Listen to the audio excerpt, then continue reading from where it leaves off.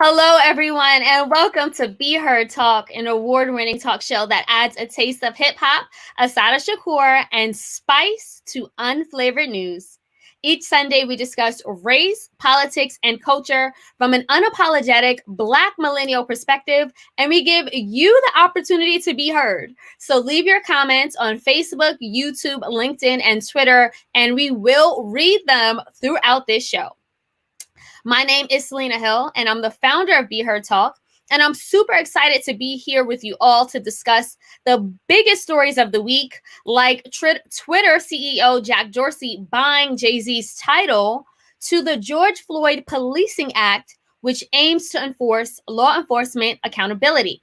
We'll actually unpack this new legislation and question whether it goes far enough to protect our communities with our featured guest, Candace Hollingsworth, who is the national co-chair of Our Black Party, later on in the second half of our show. Please support Be Heard Talk by buying us a coffee at buymeacoffee.com/BeHeardTalk.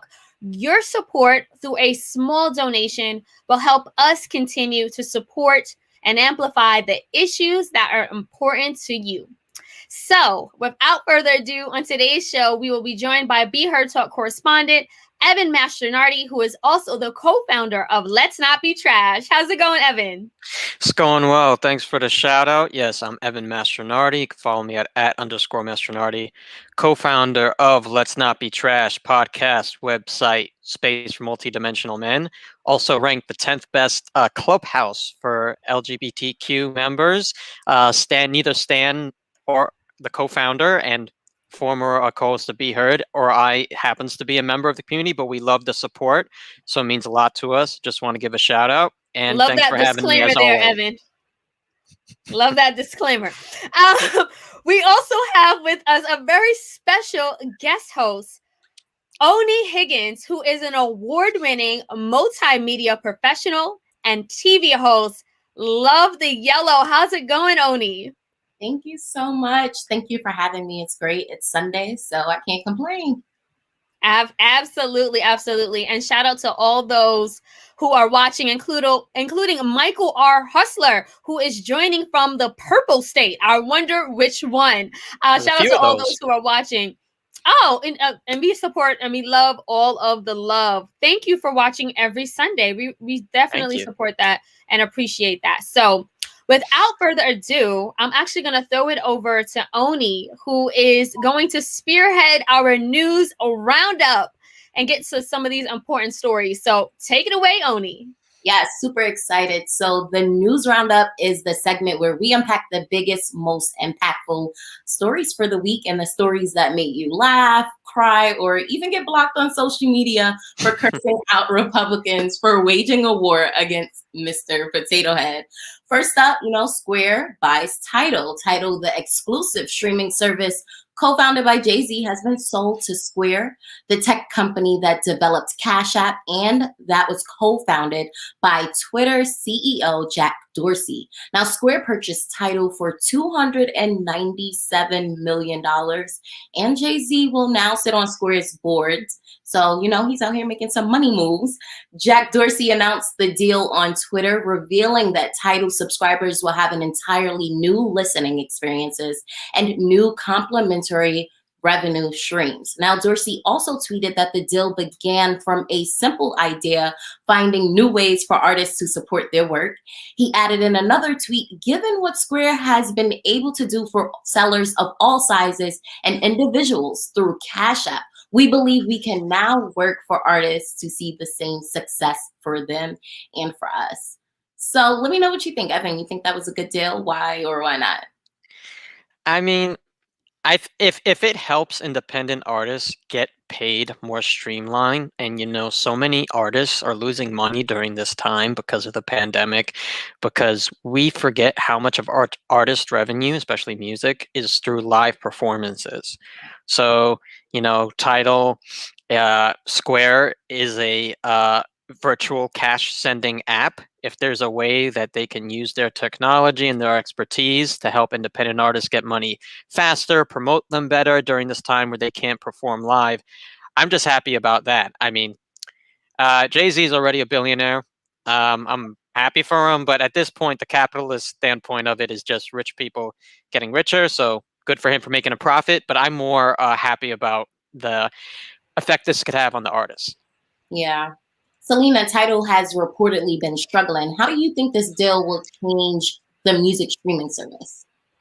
So honestly, I think it's going to really push Tidal into the blockchain space. And the reason why is because Square founder and Twitter CEO Jack Dorsey has been a huge proponent of blockchain and cryptocurrencies. So I would not be surprised if all of a sudden Tidal started getting more into NFTs, which allows artists to certify ownership for photos, videos, and other digital content. Now, NFT technologies what they do is they track the provenance of autographs, memorabilia, everything that make it like valuable for fans. So I would not be surprised if you see more of that happening. And I think Jay-Z has also been, definitely dipping into the blockchain space as well, so that's what I see. That's what I could foresee happening. Yeah, that's definitely interesting. I'm excited to see where it's going to go stream-wise. We've seen even during the pandemic with everyone, a lot of music going viral on TikTok, and that including streams. So we'll see how it goes. That's a good point. Yeah, for sure. So next up, Illinois City will distribute $25,000 in reparations for Black residents. Yes, you heard that right. We're getting some reparations. Now, Evanston, Illinois, a city just north of Chicago, is giving out reparations to Black residents to use on housing. Now, starting this spring, the reparations will be given out in $25,000 increments, funded by a 3% tax on legal recreational marijuana sales. So in total, $10 million will be given out over the next 10 years in an attempt to repay Black residents for the wrongs and losses incurred by generations of systematic racism. Selena, what do you think about the news? Well, first of all, it's about time. We've been talking about reparations since 1865. I'm still waiting for my 40 acres and a mule. So many other minority groups have received some form of reparations. Native Americans, which continue to receive millions of dollars from our government. The Japanese Americans we've seen, and even Jewish Americans. So I feel like the fact that American descendants of slavery never received anything. And on top of never receiving reparations for literally building this country, we've suffered from a number of different policies and legislation that have held us back, including redlining. And that's why in Evanston, Illinois, they're really pushing for this $25,000 in reparations to go towards Black residents for housing. Because the reason why is because a number of them were designated to a community called the Fifth Ward, where it was underfunded and under-resourced, and people like back in the 60s and 70s didn't even have access to water and electricity. So they were literally subjugated to redlining, as so many other Black Americans across this country. So it's about time that, one city has stepped up. And, my hope is that a number of other cities and governments and officials will step up and pass reparations. It's about time. Yes, I definitely agree with you. Evan, what do you think?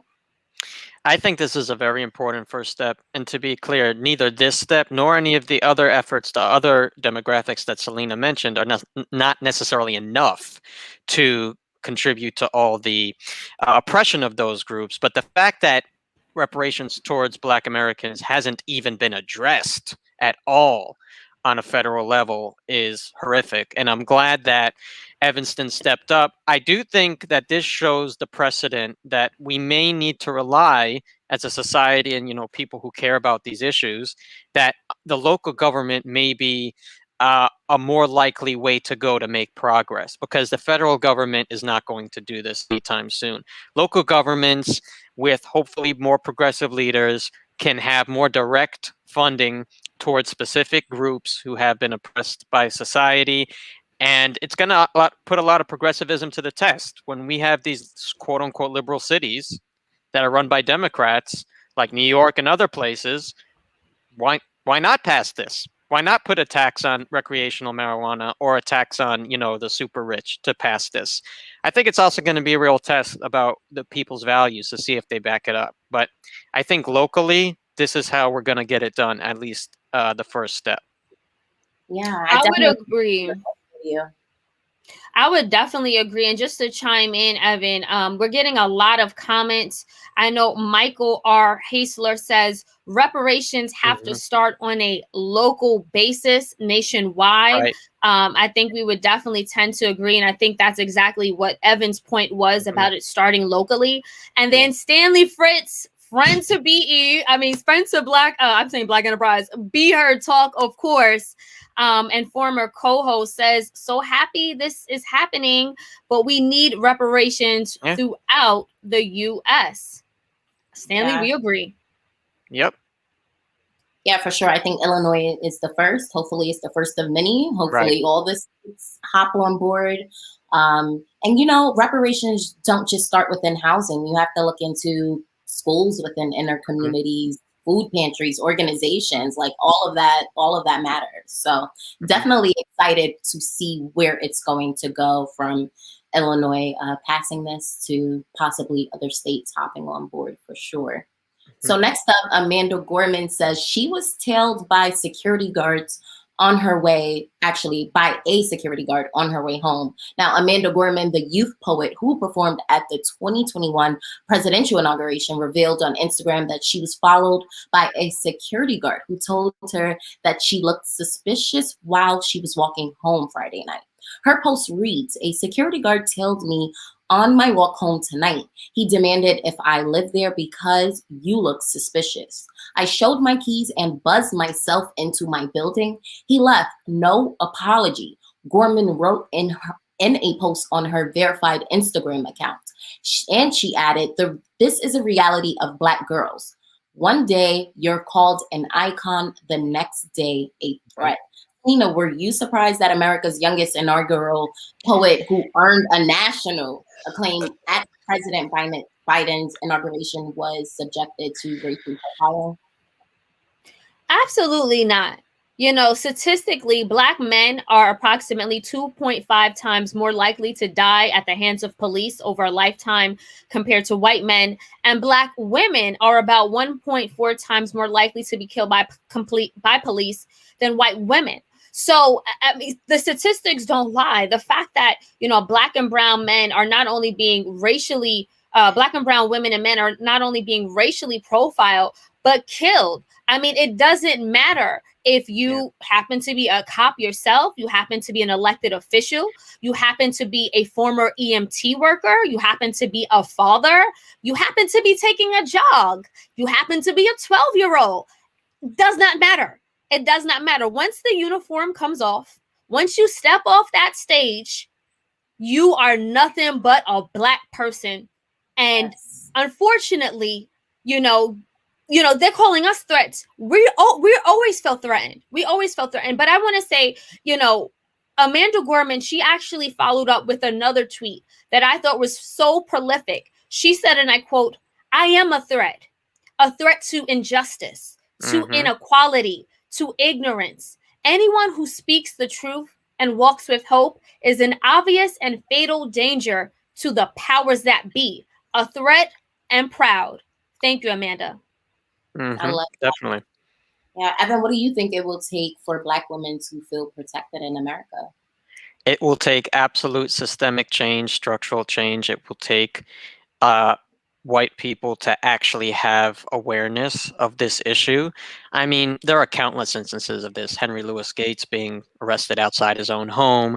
Obama in one of the Netflix movies about him showed a situation where he was stopped when he went to Colombia.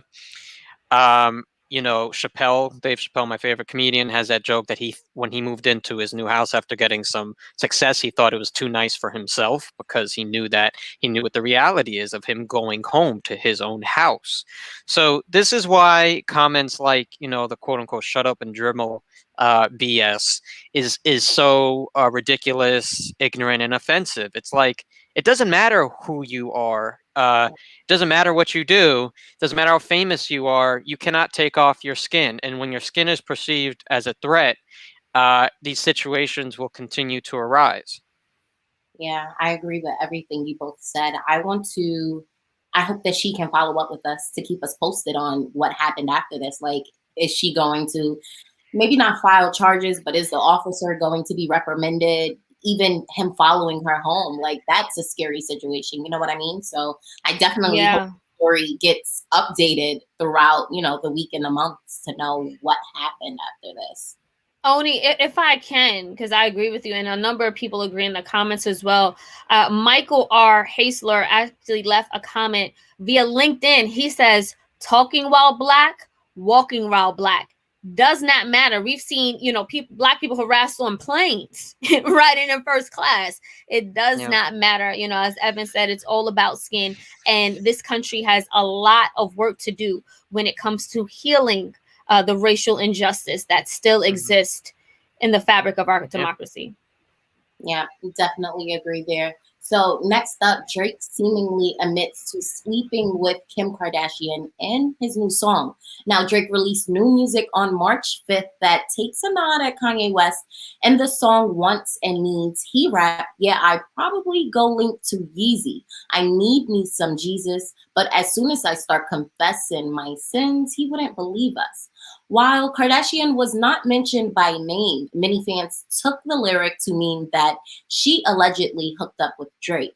Now, as we know, West and Drake have been feuding since 2018 when rumors circulated that Drake and Kardashian had been dating.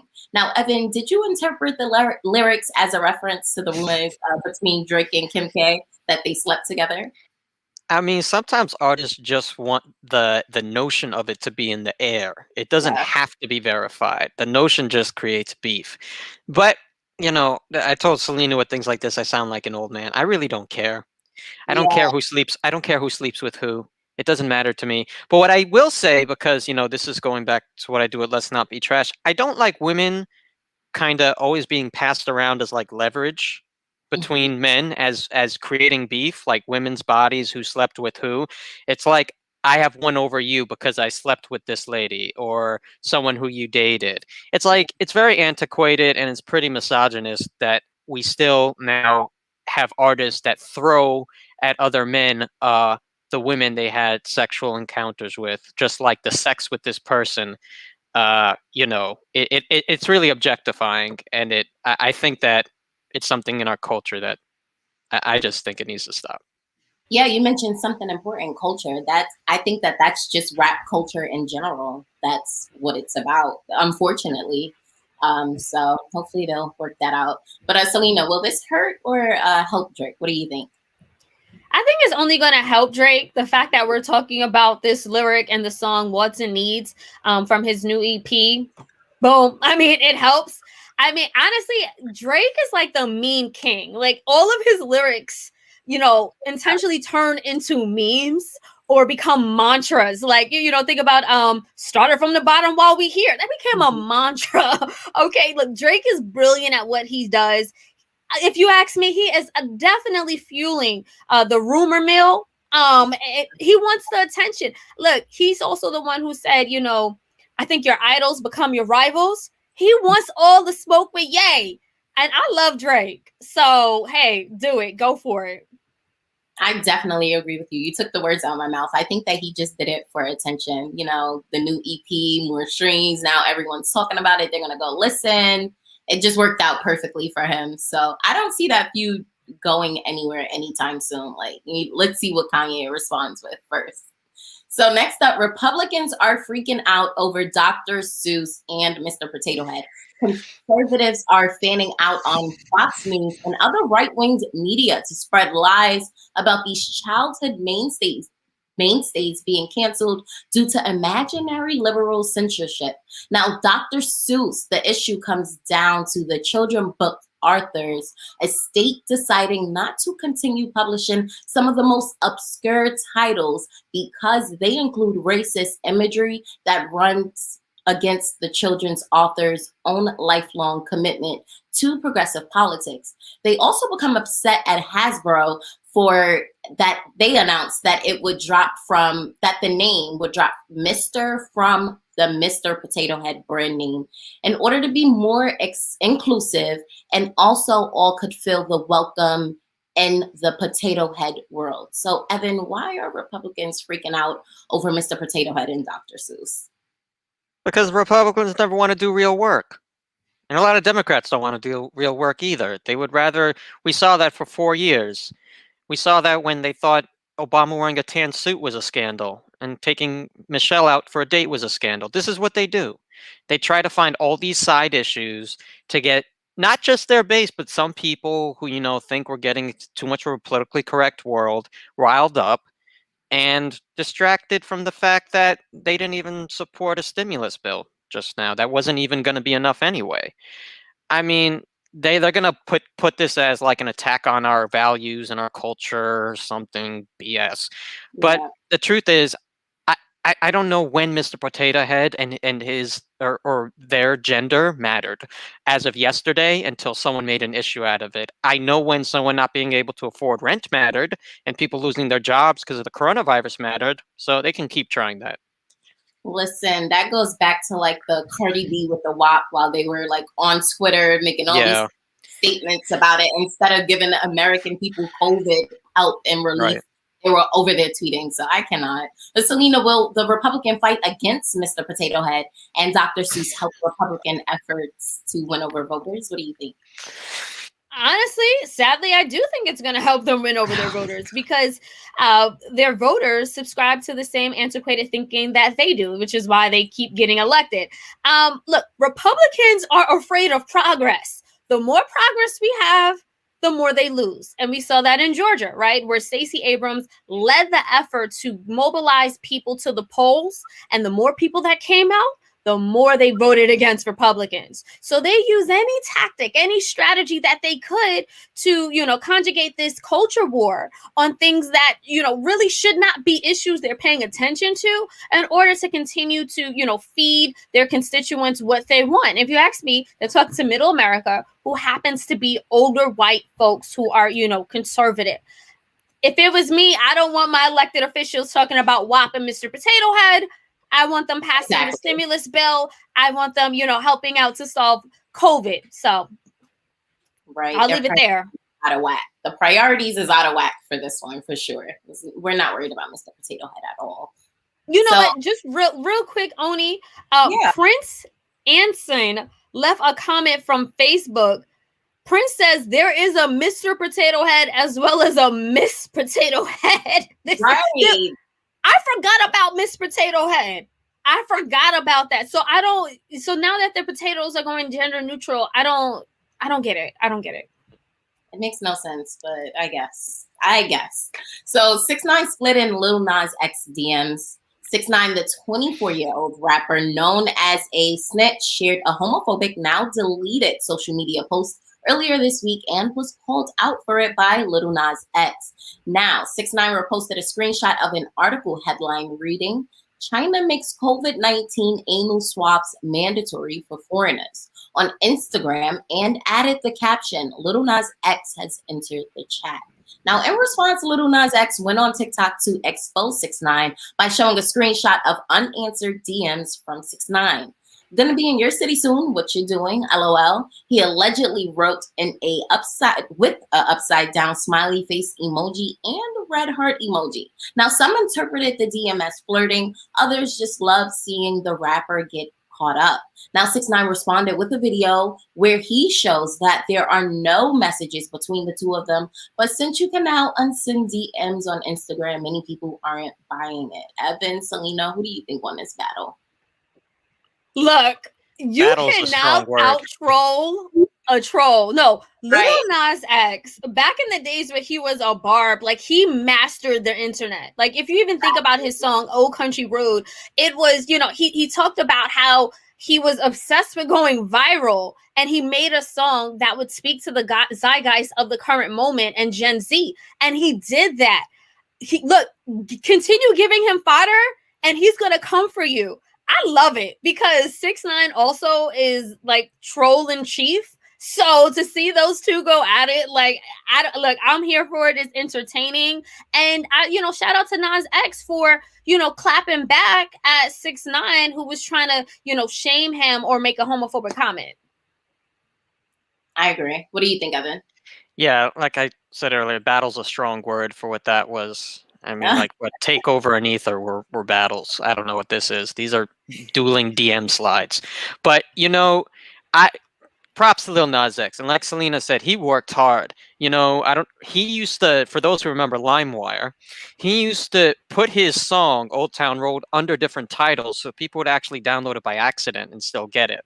And for anybody who used LimeWire, that would happen sometimes. Sometimes someone would put their own song under a different title, and he did that with Old Town Road, which was really smart.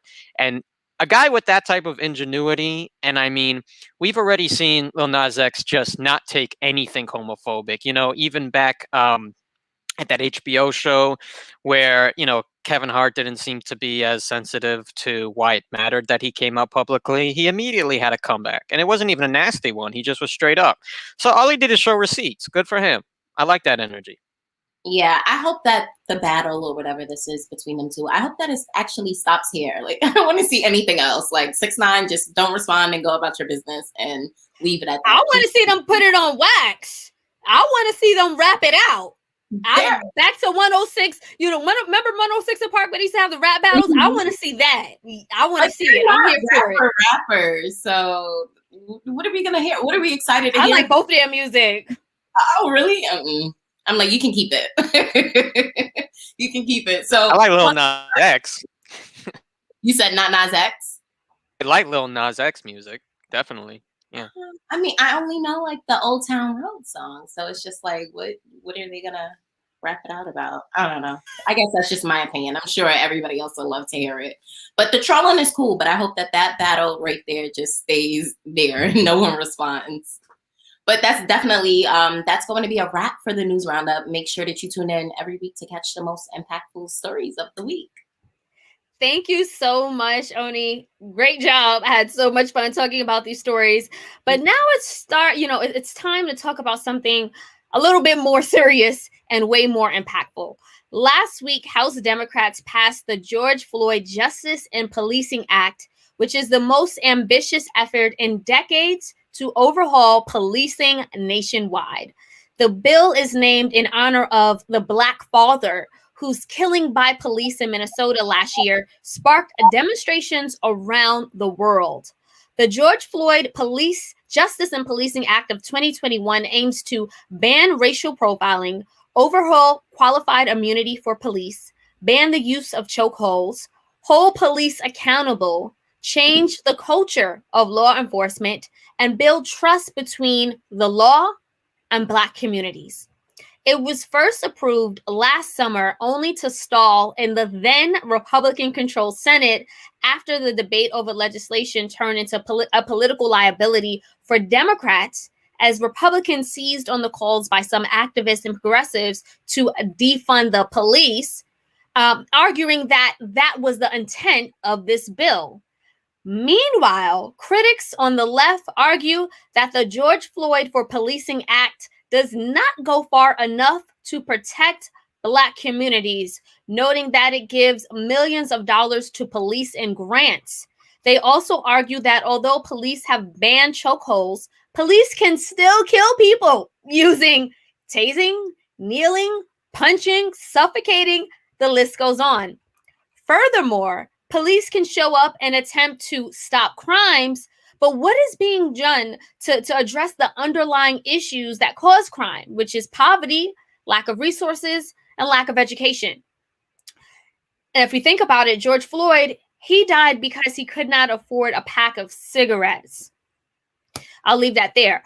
So protesters have been demanding to defund the police as well, and they say this is not it. So to help us with this conversation, I'm very happy to welcome back to Be Heard Talk, Candace Hollingsworth, who is the national chair of Our Black Party, which is an organization that exists to advance a political agenda that addresses the needs of Black people and pass a radically Black agenda. Welcome back to the show, Candace. I think you were here with Dr. West, I think a week or two before Diddy backed our Black Party, both financially and, just by giving us, sharing his platform. So happy to have you back. Same. I'm happy to be here. It's good to see you. Absolutely. So, Candace, I just gave a rundown of the George Floyd Policing Act. We're hearing critics on both sides, but you released a statement praising the bill. Why do you support it? No. So I want to be clear. It's not a praise of the bill. This is an applause for congressional representatives for moving forward on legislation that is really important. And the George Floyd Justice and Policing Act is not a response to what Black communities, what protesters have been asking for years. It is actually really just realizing the responsibility that federal government has in controlling the parameters by which their resources are received and used. And so this is to say that, and I'm pretty sure you saw in the statement, is that this is great. We are happy to see that there was progress made and you guys continue to reintroduce this bill in this legislative session. And that you also passed HR 1, but it's also important to recognize that the real pieces of legislation that are going to really move the needle for Black communities is one, the BREATHE Act, which is legislation that is sponsored by Representatives Presley and Slade. And it's also important to recognize additional making sure that those pieces of legislation actually get introduced in the House and have some movement forward in the Senate. And I think that's going to require a lot of will with Chuck Schumer, as well as the Democratic caucus in the Senate, to actually move forward on an equity agenda. Absolutely, Candace. And we're going to really dig into how much willpower it's going to take to get this bill through the Senate without anything being negotiated. Before we do, I know Khadijah left a comment via LinkedIn. Khadijah says, police reform is needed. It's not a suggestion or something to be taken as a joke. Khadijah, I think that we 100% agree. And, the premise of this conversation is, how do we make real reform? I actually want to throw it over to you, Evan, because, this bill falls very short of defunding the police. Something that you've been advocating for with a number of, millions of other people on the left. So is this true progress? Does it go far enough? It doesn't go far enough. It is progress. If we're looking at this as a tree, it's not the roots, but it's some of the branches. It's not reconstructing the oppressive system that exists within American policing, but it is, and this is an important thing that Candace pointed out, a lot of lawmakers, even Democratic ones, would completely put this aside as a state issue. And now it's showing, okay, the federal government has to be involved in this. This is a human rights issue. So federal government has to do something to at least show in some way that they believe police should be held accountable. I do think it's a good step forward. I agree with something you said earlier. I mean, chokehold, it's almost like superficial at this point. George Floyd wasn't even killed with a chokehold. So that alone definitely isn't good, but enough. But taking away qualified immunity, or at least reducing it, that's important because it allows for cops to be sued when they have misconduct. But I agree, defunding the police looks like the BREATHE Act, because that's actually reallocating resources. And that's more what I like to call it. I like to call it innovating the police or restructuring, because you're reallocating resources away from armed officers to community resources, schools, mental health professionals. That's what we need to happen. I know we are getting a lot of great comments. Let's go to Amari. Amari Lewis via LinkedIn says, I hope HR 40 provides evidence to defund and refund policing. So we are seeing some people who are all for defunding the police and reallocating those resources to our communities. Thank you so much, Amari. Oni, I definitely want to get your comments as well. What was your reaction to the George Floyd Policing Act?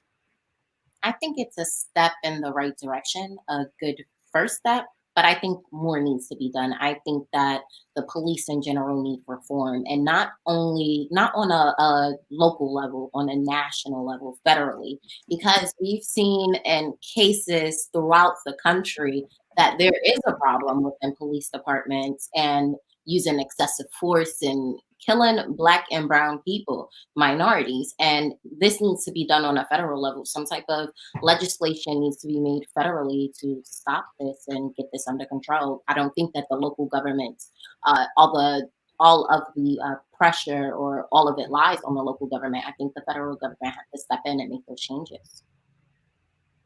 Thank you so much for that, Oni. I know Michael R. Hassler left a comment via LinkedIn saying qualified immunity is the key to all of this. And I'm so glad that Michael chimed in there as well, because one of the bill's provisions does include qualified immunity, which shields law enforcement from certain lawsuits. However, my question, Candace, is will this provision uphold in the Senate, or will it be compromised in order to get this bill passed? So I think there are a lot of things potentially in this bill that will likely, sadly, I don't think it'll see the light that it needs to see in the Senate. And a couple of reasons why. One is that, and I want to kind of go back to something that we've just talked about a moment ago. The goal of this bill, which is clear by the way it was designed, is that it was not intended to, although the public was led to believe, it was not intended to radically reform policing. What it was intended to do was for congressional representatives in an election year to be able to respond in the moment in the ways that they felt that they could.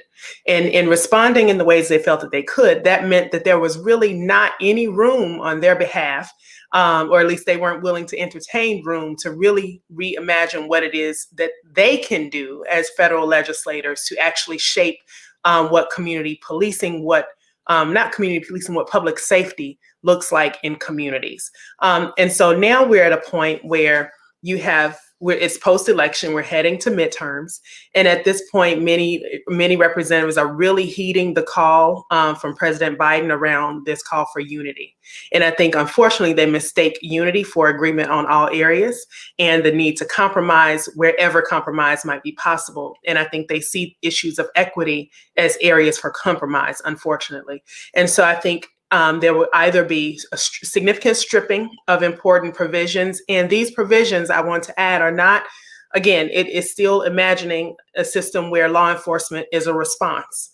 It is not one that is a radical reimagining of community safety like the Breathe Act. And so what this says is that, well, since we still have law enforcement as it exists now, what can we do? How do we control the ways that our funding is used? Okay, we'll put certain criteria in place so that those state agencies, those local agencies that receive money through our programs have to have certain things in place in order to receive those funds.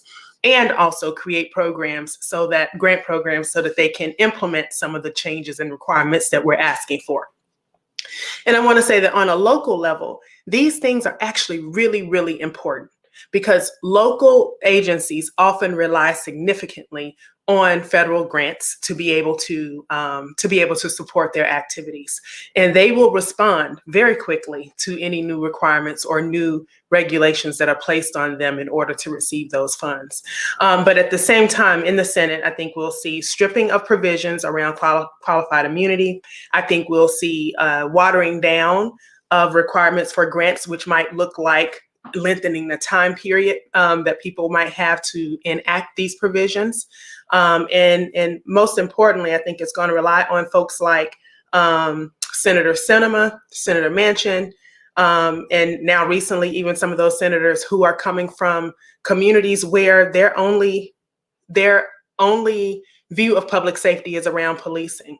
And we're going to see them really try to respond to the interest that is law enforcement. And we have to recognize that as an interest, which is why it's important for Black folks to recognize that Black people have a vested interest in politics and that it's okay for us to vote our interests in politics and that we hold those Democratic representatives accountable for that. Candace, Aaron Rivers seems to agree with you. Via Facebook, he says, unfortunately, I don't think there's any way this gets passed in the Senate without compromise. We're going to need some executive orders and all the Dems to fight together in order to get this done. We agree. However, I also want to go to a comment from Mr.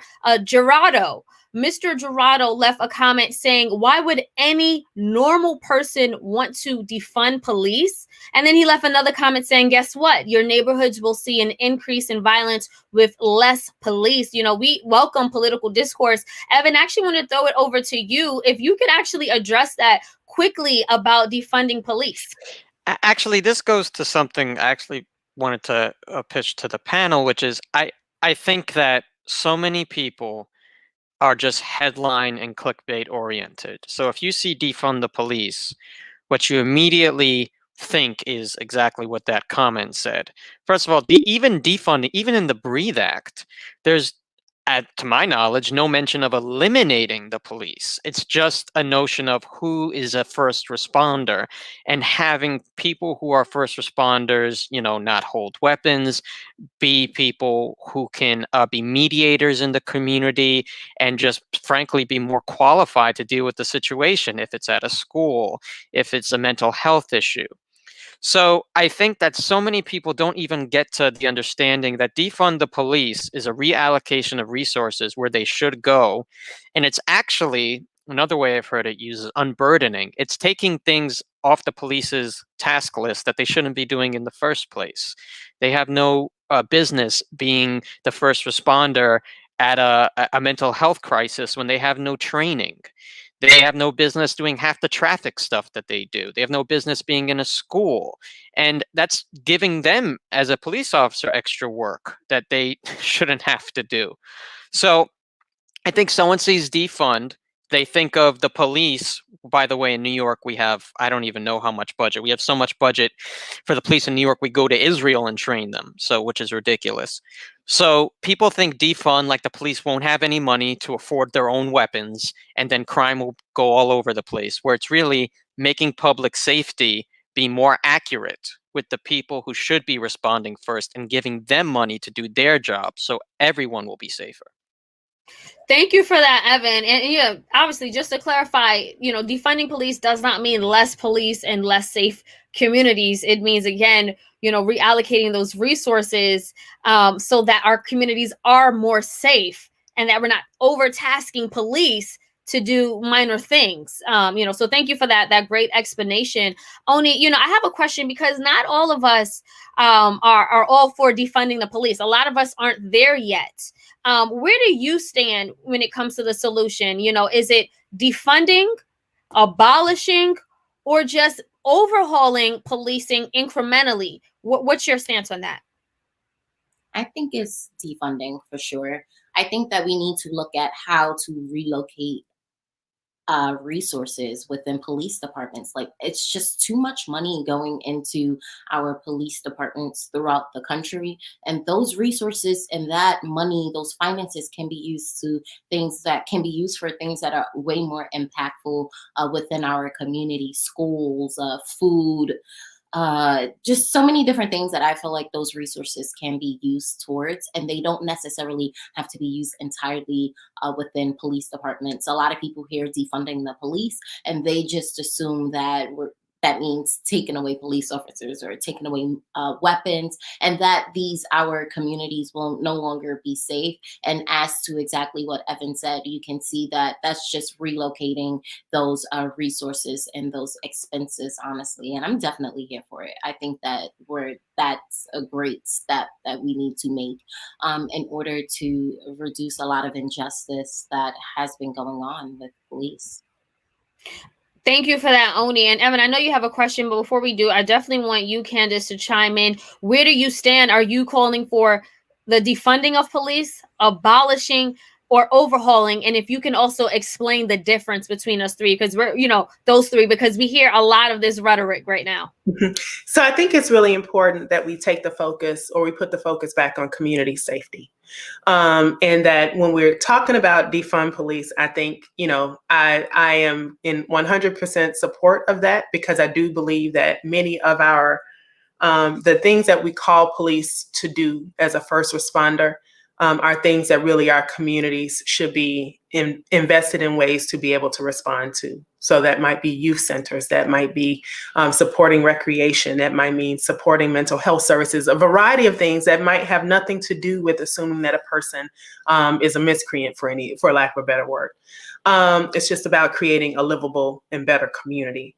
Then when you're talking about abolition, that is saying that we see a future where there is not a need for law enforcement in the way that we've ever seen it before. What that means is that there are things put in place for communities to be safe, for people to seek justice for crimes and harms against them, that doesn't put the average person into harm's way on their own, because you have individuals out there with the power of the law in their hands. And then overhauling, it's like you really can't seek abolition without understanding or being able to think about the possibility of overhauling law enforcement. And I think a lot of people who get a bit uptight about the phrase defund police is because their mind is really only limited to the viewpoint that they currently have about what community safety is. And they don't see any other outlet or resource for being able to make them safe. So for example, officers, they may say, well, I can't, how are we supposed to do our jobs if you're defunding police? Well, what we're saying is the job that you're currently doing is not the one that you should be doing. And so the question really is, well, what job do I do? If, when police are defunded, or when we stop investing, putting a priority on our resources in law enforcement rather than putting a priority on people. And I think the other thing that folks really have to understand is that in many communities across the country, policing is the single largest budget expense. And when you think about the connection between law enforcement and property taxes, and also community safety and property values, and what that means for creating a livable community for Black people, my goodness, the possibilities are limitless. DC is expensive because of its budget, because of property taxes. And so when you think about the affordability of communities as a result of shifting our priorities, reimagining and overhauling law enforcement and community safety, and truly putting the power of creating safe and livable communities back into the hands of people. Candace, thank you so much. Super well said. Deborah Green left a comment, which is adjacent to the conversation we're having. She says mental health money will go towards professionals dealing with the issue instead of police, which is exactly what we're saying. We don't need police handling and mishandling all of these issues. Evan, I'll throw it to you. Yeah, this is really a question to everyone else. What I want to ask is if significant overhaul and change comes down to coalitions, and there's a word that is clearly a roadblock to those coalitions, like defund. If the tenets are still there, if a majority of people would still agree with mental health being first responders and more resources towards things that a community actually needs, and making the police jobs more efficient and less violent, and the police not going where they need to be, is there any reason maybe to rethink what we call that movement? This actually came about when Obama said that he didn't like the term defund the police, but what people didn't focus on as much as after he said that, he actually did say he supports mental health professionals going to the scene. So I wonder, even though I completely agree with it, how much do we think changing some of the terminology around it matters to building a broader coalition that still supports the main tenets of that movement? Candace? Yeah. So that's the type of argument, and I understand that's not coming from you, Evan, but that's the type of argument that really gets on my nerves. And it is one of those things where you got to be the right type of Black or a polite type of Black Black person in order to get your point across. And it really demonstrates the weaknesses of coalitions. And Black Power, Stokely Carmichael and Charles Hamilton say that when you're talking about coalitions that are formed from the basis of where you are no longer the person in power, that is not a coalition in your interest. And it is important to recognize that if people are hung up, if the goal is equity and the goal is fairness and the goal is justice, whatever you call it really should not matter. people should be aligned on the end goal. And it seems to me that it's more of a concern about the messenger of the word and what they think it means, rather than a commitment to what they are saying they desire for American people, and more specifically for Black people in this country. Candace, great argument, but Michael R. Hessler says he disagrees via LinkedIn. He says words matter, and he said words matter, and then he also says eliminate the defund terminology. I'll say, and I'll just chime in really quickly, because I do think that the way we brand something matters, and I do feel like a lot of us who are a little older, I'm talking about my mom's generation, the boomers, those in middle America, those who are white, they agree with the principles, but defund the police is so scary to them. Now, I stand with you, Candace, but I do think that in order to conjure up support, more support, especially in the Senate, maybe we should change the terminology.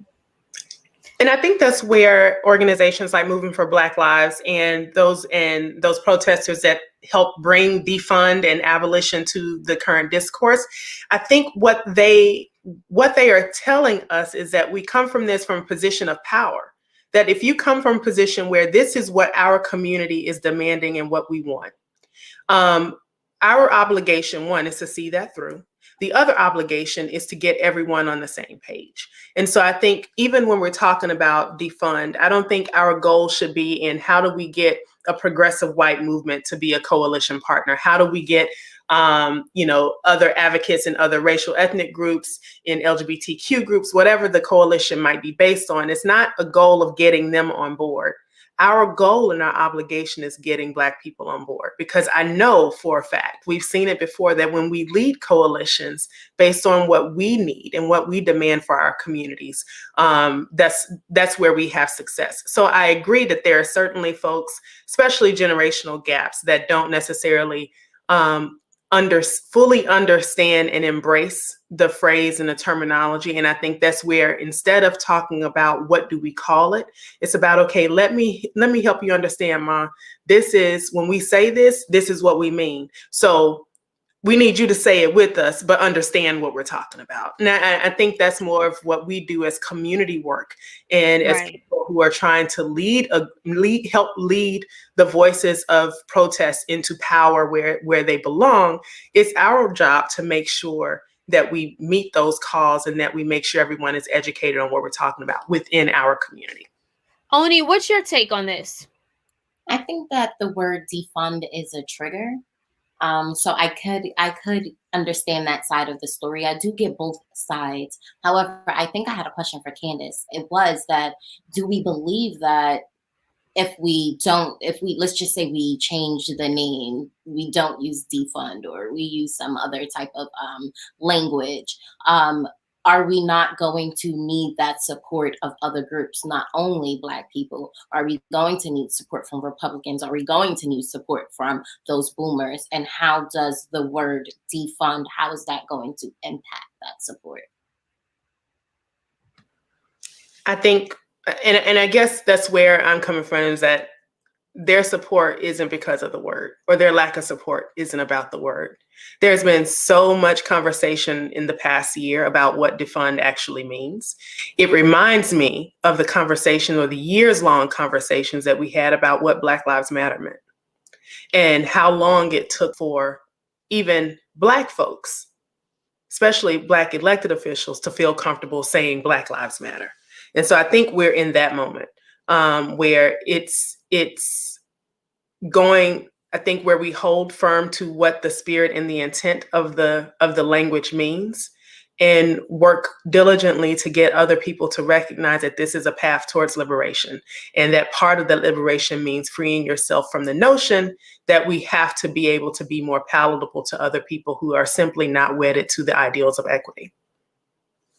LinkedIn user left a comment. LinkedIn says, equity and fairness is the goal.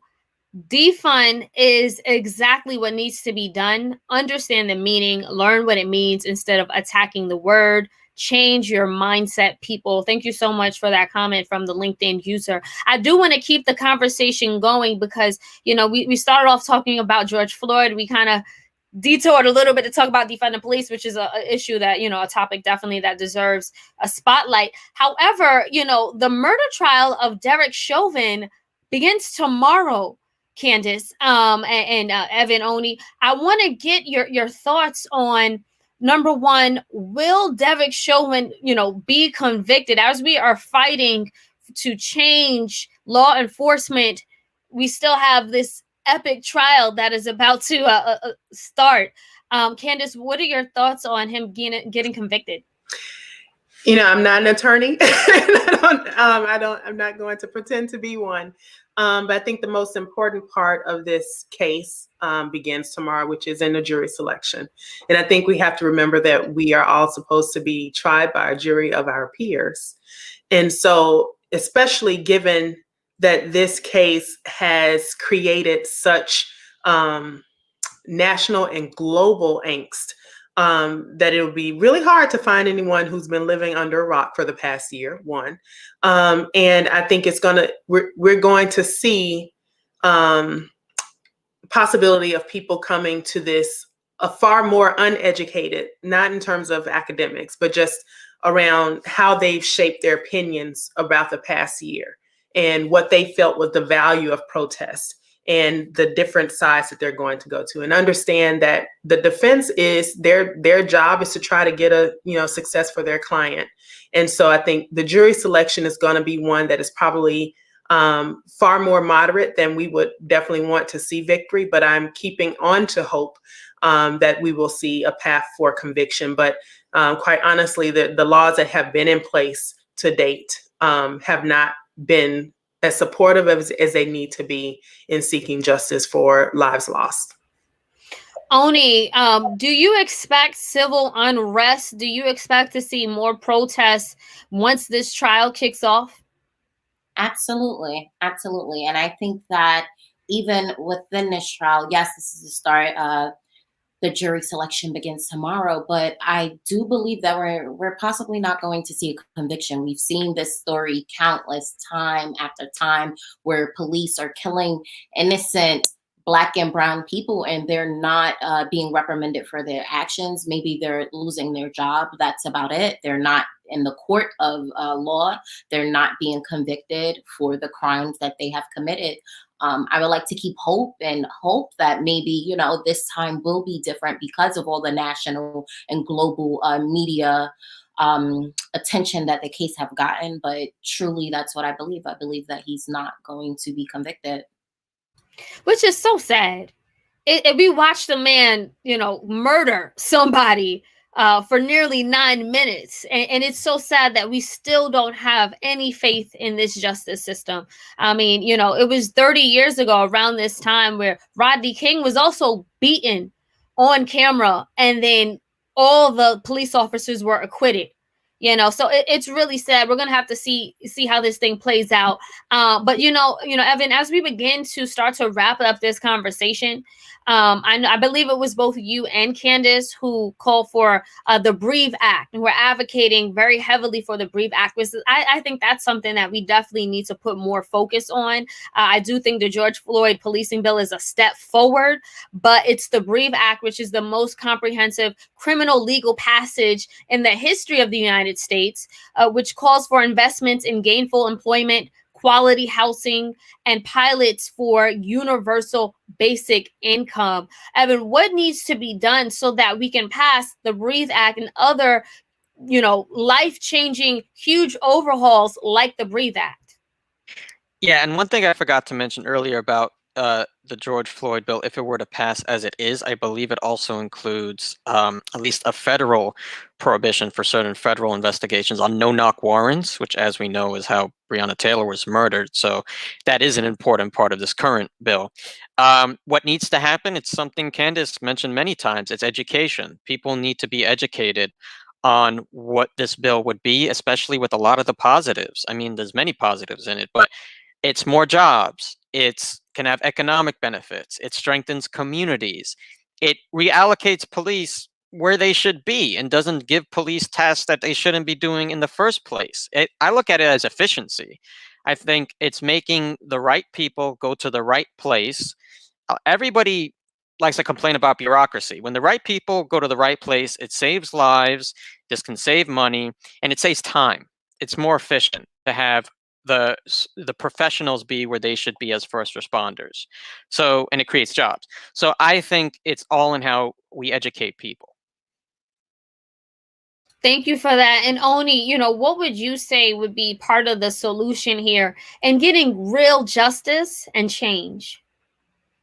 Like both Candace and Evan said, I think it's education for sure. I think that we need to take a step back and figure out how we're relocating, how we're how we're using our resources and allocate them to different things: mental health, to communities, to schools, food pantries. We have food deserts in a lot of inner communities, inner city communities. And I think that a lot of resources that we have been using and utilizing for police department, for things that entirely do not matter, need to be allocated back to Black and Brown communities.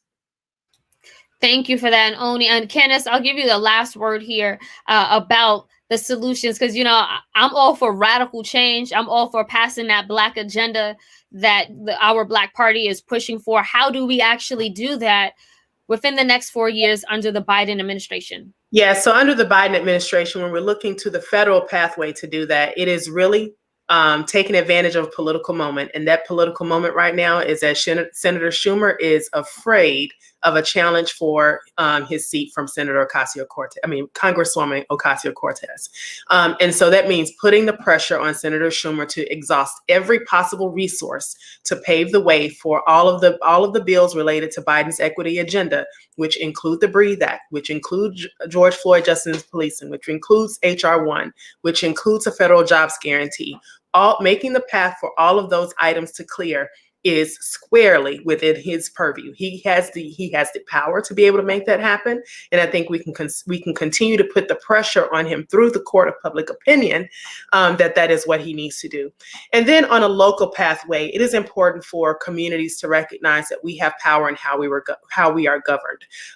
You can look at the BREATHE Act. They are seeking community sponsors. Sign on as a community sponsor and work with your local elected officials to pass if not the entire pieces of it, pass elements of the BREATHE Act, pass certain requirements that while you have law enforcement in the way that it currently exists, pass those laws and regulations and policies at a local level that do what the George Floyd Justice and Policing Act are requiring you to do, but that you have the authority to go ahead and do on your own. So I think there are multiple avenues to start seeing a reality that is very different. And we're going to be working with communities to be able to realize all of that.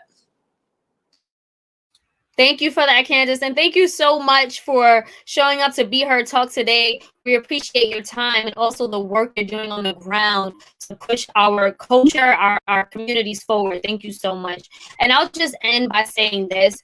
Lawmakers have failed to secure a $15 federal minimum wage, right? They failed to really protect us against COVID, and they've been failing our communities for generations and decades on end. But to Candace's point, we have a moment right now. And it's up to us to remain diligent. A lot of us, we were protesting. We were in the streets in 2020. My question is, how many times have you protested, petitioned, or advocated for change in 2021? Now that we have Biden in the White House and a Black woman in the White House, that does not give us leverage to let up. In fact, it should only motivate us more to make sure that they meet our demands, because we're the ones who elected them in. So we have to continue to push for radical change like the BREATHE Act. We need to push for investing in our communities. That would actually alleviate police violence and help us to build sustainable neighborhoods. That's what we need. We don't need more policing. What we need is resources. What we need is jobs, and what we need is education. And if you want to support all these initiatives, you can do so by supporting our Black Party. Again, this is a political wonderful organization co-founded by Candace and some other great people that are pushing for a Black agenda that represents exactly what our communities need. And you can also support this change by supporting us here at Be Heard Talk. In fact, if you go to buymeacoffee.com/BeHeardTalk and leave a small donation and support us, we will continue to support the issues and causes that mean the most to you. On that note, I want to say goodbye. I want to say thank you to everyone who chimed in and tuned into today. And we will be back next Sunday. So we'll see you then.